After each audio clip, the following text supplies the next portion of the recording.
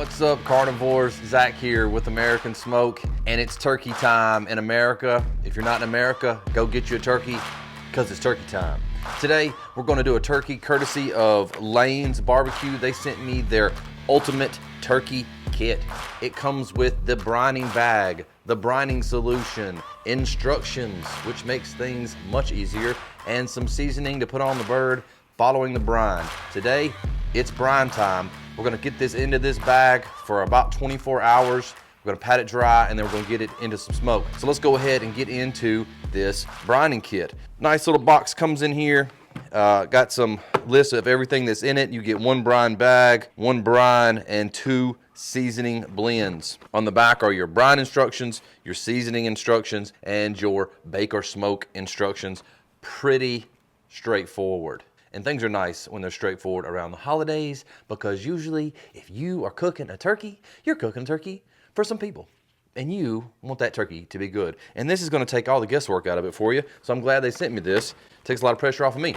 Let's go ahead and get into the box, get everything out. Now, typically, depending on the size of your bird, they recommend 1 cup of this brining solution to 1 gallon of water. So if my math is correct, if you need 2 gallons of water, you use 2 cups of this.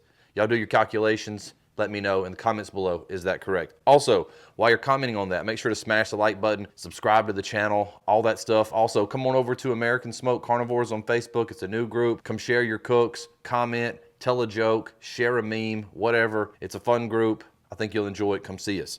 But let's get everything else out. We've got our brining bag, and we've got 2 things of seasoning here. We've got the Lane's salt, pepper, garlic, and the Lane's Spellbound rub. This is what they call the little butterball, L-I-L, all natural. The reason I want to do this is because this is not my Thanksgiving turkey. This is my video turkey.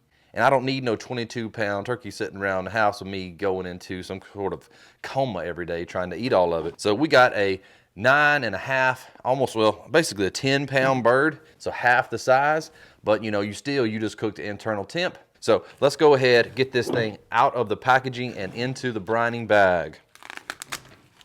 But you want to explore the cavity a little bit and make sure that you get all of your giblets out of the turkey, the neck, the giblets, all of that sort of stuff. You can see mine has been in the refrigerator for about 3 days and it's still icy. The brining will take care of the rest of that. Whoa. So if you wanted to do a 20-pound turkey, you definitely could. Just to make sure we're not making any mistakes here, let's check out our Happy Meal. All right, so it says add 1 gallon of water and 1 cup of brine to the brining bag and mix. Add more if needed, 1 gallon to 1 cup ratio. Then add your turkey, fully submerged and sealed bag, placed in food grade container to keep the seal upright. Place in refrigerator and brine for 24 hours. So let's go ahead, and I think we'll go with the brining solution first. Got a lot of herbs. Ooh, that smells good. You can see all the herbs and all the little good stuff in there. Probably some sugars and definitely some salts. Get you a cup full. And then just dump that straight into the bag. Got a gallon of water here. Messy, messy. Yeah, you could definitely do a massive, massive turkey. And look at that, it just sits up. That's wonderful. So once you've got that into the bag, got your water in there, it's as simple as just taking the turkey, setting it in there. And so what you're looking for here is when you tie this up, is it completely submerged? And so our answer here is yes. This is the biggest Ziploc bag I've ever seen in my life. Maybe if my mom had made my sandwiches to fit a Ziploc bag this size, I would be taller.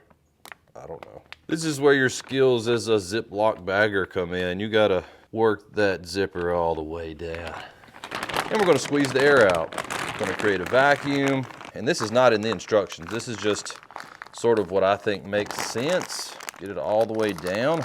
And then you should have a vacuum that pulls the liquid up in and around the turkey. So we've got a total submersion brine going on right there, which is exactly what you want. So we're gonna get this into a cooler, put some ice on it. I'm probably gonna do a little bit of work, make sure that it is fully submerged. Just in case you were wondering, there's about enough left here to do a whole nother turkey that size. So I think that one of these bags is gonna be good for 2 smaller turkeys or 1 king turkey, the massive Turkeynator. We're gonna leave that in that cooler. I'm gonna dump some ice on top of it until this time tomorrow, and then we're gonna be putting it into the smoke. So we'll see y'all then.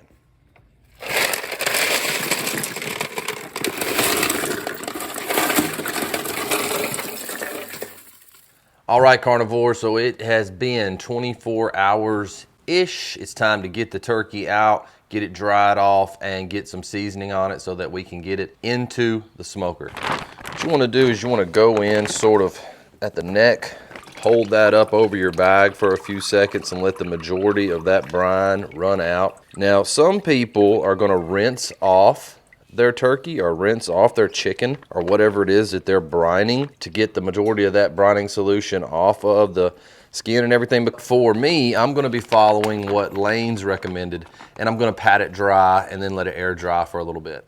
Now, what's typically recommended by most people that know how to get higher quality skin on their turkey is to dry it off after the brine or rinse it off, whichever you prefer, and then let it sit in a refrigerator, uncovered out in the air for at least 2 to 12 hours, something like that. But really the moisture that you're wanting to get out is because of the moisture in the water that's trapped underneath the skin. What that is gonna do is it is going to cause a seaming effect, and it's gonna soften the skin, and it's gonna create like a chewy type of a texture. The more dry you can have the skin when it goes into the smoker, the less of that you're gonna have, as opposed to water steaming at, you know, like 220 degrees or whatever it is. Once you get up to that 300 degree mark or a little higher, that's when you're gonna have fat start to sizzle, and that's where you get that fried, crispy type of effect take place on your birds. The next part in our process is going to be trimming it up just a little bit. Now, this turkey in particular has a large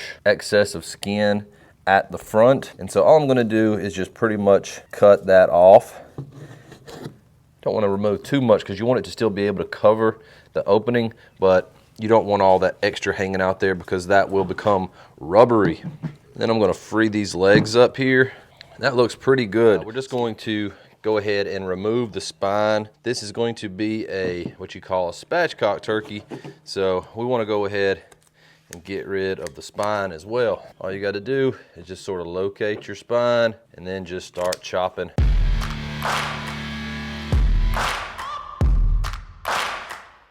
And there you have it. That's what a turkey spine looks like. Okay, so next step in spatchcocking a turkey is you want to just sort of start cutting, score that breast, maybe even give it a couple little chops, help promote the crack. Then all that's left to do is you lay it out onto your surface and give it a push, and you're gonna hear it break. That's how it'll present inside the smoker, everything exposed. Is I'm gonna lay it out like this. I'm gonna spray this down with a little bit of olive oil just to help everything bind. And it's also gonna, you know, make up for some of that water that might still be left on the surface of the meat. After that, it's time to go back into our Happy Meal and get out our seasonings, Spellbound and the salt, pepper, garlic. Now, y'all know me, I like to go heavy on my seasonings. No room for the weary. With the way that Lane's makes their salt, pepper, garlic, the bigger grit, it's gonna make for an excellent presentation as well.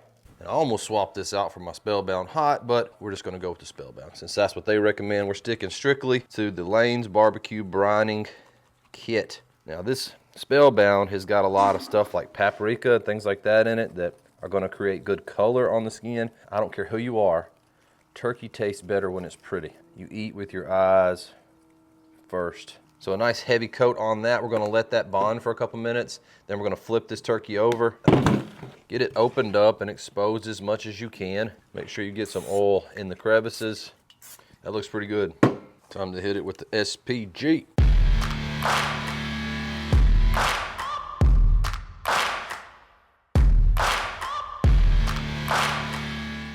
All right, so that is perfect. Now what we're gonna do is gonna get the pit fired up to 300 degrees while this thing is bonding, and then we will be ready to get that into the smoke.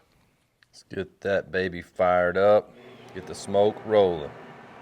For this cook, I will be putting in an aluminum tray beneath my turkey. I've got my wood chips and wood pellets loaded into my smoke tube.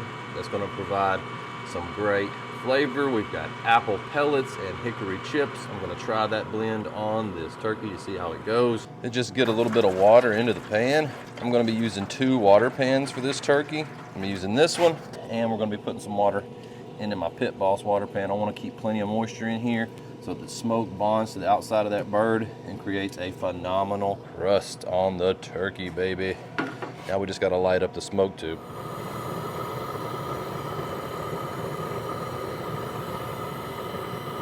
That's hot. It's almost game time, baby. All right, so now that the smoker has had a chance to come up to temp and we are sweated on as far as the turkey is concerned, we're gonna get it onto our rack. Make sure it's sitting nice and pretty, just how we want it. We're just gonna let that sit just like it is. I think that looks really good. I think that's gonna take on some awesome smoke.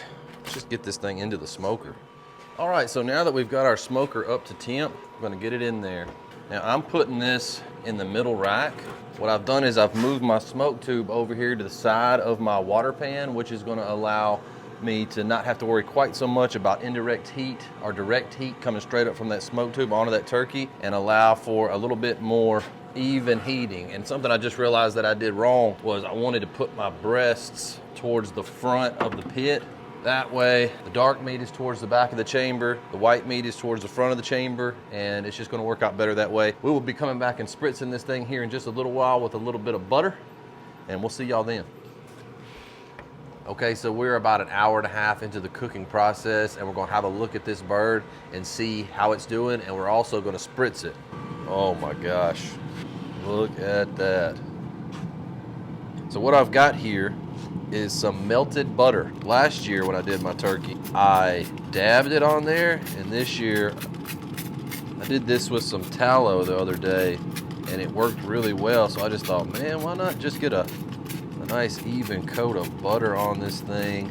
This is gonna crisp up the skin a little bit because that butter is gonna fry a little bit. This is gonna just help us out a ton. I like this method. Tell me that don't look good. I keep my butter up here by my stack, that way it stays liquid. We're gonna shut her down for about an hour, and we'll be back out here to check somewhere in about an hour, hour and a half. I'm expecting this bird to take about 3.5 hours. All right, so our bird is done right at about the 3.5, 4 hour mark. Took a little bit longer than I thought it would. I did have a little bit of temperature control issues inside the pit. Man, this thing is ready, ready. Oh my gosh. Hopefully we can get it out in one piece. That is pretty.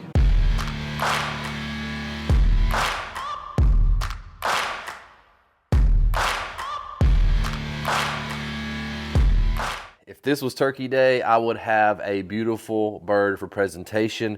Take a look at this thing. The color that the seasoning and spritzing it with butter put onto the turkey is absolutely fantastic. Couldn't ask for anything better. We're gonna go ahead and cut it just a little bit, see what's going on with it, give it a taste, see what this Lane's turkey is really and truly all about. Look at that leg quarter. You can tell this was a small turkey. It actually kind of looks almost like a chicken leg quarter, you know, if you get them from Walmart. And they got the mutant chickens. Comes apart really easily. Separate that just like that. And now we've got this thing disassembled for the most part, and we're gonna go ahead and get into what's going on with the breasts, because that's what everybody wants to know about, is what's going on with that turkey breast meat. So we're just gonna go right down the edge of the rib cage. The skin is cutting perfectly. Nice crispy skin. Just slid off of there. And so that's just what you get from brining. Just very juicy turkey meat. I had a guy at my house earlier today, and I offered to bring him some. He said, yeah, you can bring me a little bit. But typically, turkey's just dry. Just pooling out of there. That's just beautiful. Look at all this juice running out of this thing. It's cutting up very nicely, very thin skin. Exactly what you want to see. Still very hot. What is wrong with that? Y'all tell me what's wrong with that. Just get a little bit of a pull apart. Perfectly done. We pulled this at 160 degrees and let it rest for about 10 minutes. The carryover cooking got us up above 160, closer to 165. I didn't show it in the video, but I did put my meter into the breast at about an hour in. Let's get into the bite. Oh my gosh. Y'all, that's fire. That is so good. That might be one of my favorite turkeys I've ever had. I know this dark meat is gonna be fire too.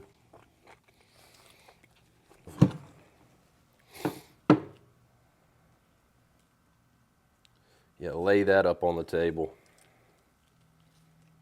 Yeah, the dark meat is just right. Just right. Pulling clean off the bone. Just give it a little boop. There we go. That's how you want your dark meat to come out. You want it to be still moist, but come easy off the bone. That way you know that it's not undercooked. Beautiful dark meat. Let's get a taste of the dark meat. This is usually my go-to when it comes to turkey. I'll go for the dark meat when they got it all laid out on the platter. That's divine. That's awesome. Thank you so much for watching. Smash that like button, and I'll see y'all in the next video.